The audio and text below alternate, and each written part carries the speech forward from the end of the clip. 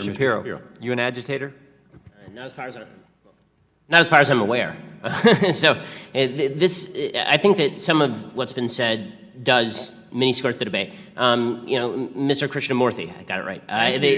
When you were talking about the Wisconsin law, I believe that law was brought up in direct counter to what happened, and it was people talked about it on the floor of the legislature. In direct counter to what happened when I spoke at University of Wisconsin at Madison, where you had a bunch of protesters who stood in front of the stage and obstructed the stage, and then refused to leave. And when I asked the police would they remove the protesters at a certain, they've been going for 15 minutes. By the way. Personally, two things, just to preface. I have no problem whatsoever with people protesting my speeches. I do have a problem with people who won't actually let me speak. And number two, as far as all the talk about white supremacy, I can speak from experience. Mr. Lawrence, your organization named me the #1 target of anti-Semitism online last year.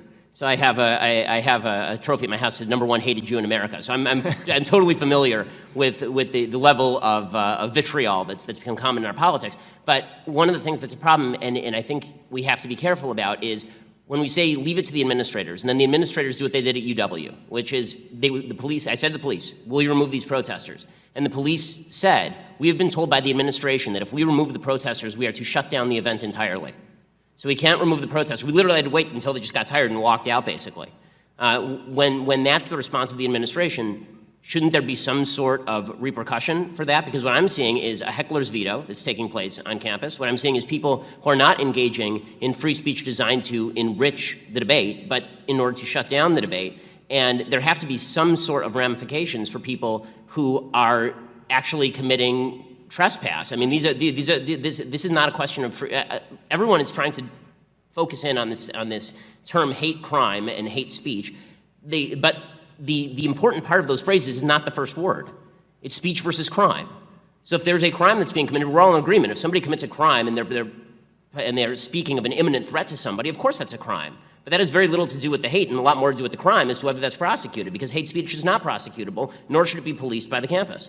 So the fact is that what we are seeing is a conflation between speech and active attempts to obstruct in order to promote the obstruction by some administrators on a few college campuses. Can you speak to how time, manner, and place restrictions are being abused?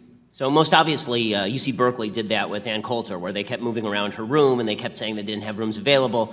They said the same thing to me a week ago. There was some public outcry, and now they're offering some rooms, which I hope that event goes forward. It's not rare. They do this a lot. A private university that did it was DePaul University. I was threatened with arrest if I set foot on campus. I actually showed up there, and a security guard told me, I asked him, if I move 6 inches forward, are you going to arrest me? And he said yes, and he had the sheriff of Cook County behind him. So this is, it's become a cover for ideological discrimination, because if Ta-Nehisi Coates wants to speak on these campuses, there's not going to be any problem. The administrators will make certain that time, place, and manner restrictions don't get in the way. And this is why I say, saying that the discretion of administrators is wonderful is all well and good, except that they very often are attempting to achieve a particular political end by using means that are normally legitimate. And that's definitely a dangerous thing. If you don't mind, I have a quick note on something that I think it was Mr. Lawrence was saying earlier about the damage that's done to students by various things that happen on campus, by threats of violence and this sort of thing. And obviously, everyone, I think, agrees that what happened to Taylor is unacceptable. But one of the things that I think should also be pointed out is we have a lot of other students in the crowd and administrators who spend an enormous amount of time pushing stuff like white privilege means that you must accept that you are subordinate in terms of your view because of identity. This also has some lasting damage with regard to First Amendment exercise and with regard to how people perceive the freedom of the country.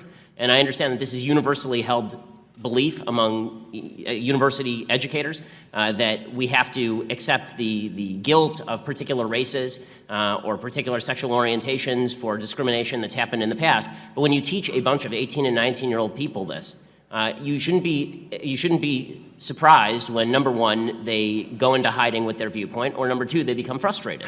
It's an absurdity to suggest that you can tell people that their viewpoints are out of line because of their identity. At the same time, you're telling other people that their viewpoints are completely in line because of their identity, and that any assault on their senses must be protected or prevented at any cost. Well, I would just like to point out in closing that the group Young Americans for Liberty, that is handing out constitutions on campuses all across the country, has changed free speech restrictions on 25 campuses just by handing out this document, not by setting fires because they didn't like the speaker or throwing rocks through windows, but by handing out this Constitution. And I am inspired that there are young people who are inspired by this document, and it should never be illegal to hand out this document. Well said, Mr. Massey. Real quick, Ms. Strawson, is Mr. Shapiro right? Are most of the anti-speech activities going on campuses targeted towards conservatives and libertarians? Certainly the well-publicized ones have been, and I can't speak for campuses across the country, but I go back to an opening point that I made, which was best summarized in the title of a book by Nat Hentoff. But I just wanted to answer. I can't. We'll come back to that. But I just wanted to respond to Mr. Shapiro's point. I mean, that's my understanding as well, and I'll be. Those are the well-publicized incidents, and it would be consistent with what surveys show about the prevailing beliefs on campus, that the majority of students are on the liberal end of the political spectrum, the majority of faculty members are on the liberal end of the spectrum, so they would be more likely to be offended by Professor Raskin, you're conservative smiling. speakers. You find that shocking too, don't you? Now, it's interesting, Mr. Shapiro, you talked about white privilege, and just this week, I had a conversation with Rachel Lazar, who's done some work, a Jewish American woman who's done some work on this area, as well as having extensive conversations with Dr. Greg Parks of Wake Forest University, who's also talked quite a bit about critical race theory. And it's my understanding that white privilege is not telling individuals that they cannot speak, but it is a term for societal privilege that individuals have as a benefit of their white skin. And I don't think that, and I think universities would be remiss to then say that because you're white, you're not allowed to say anything that's critical of white people. I didn't know that white privilege actually went into that sphere. My understanding is it's just, and the issue is that white privilege makes people uncomfortable to talk about the societal privilege that they have.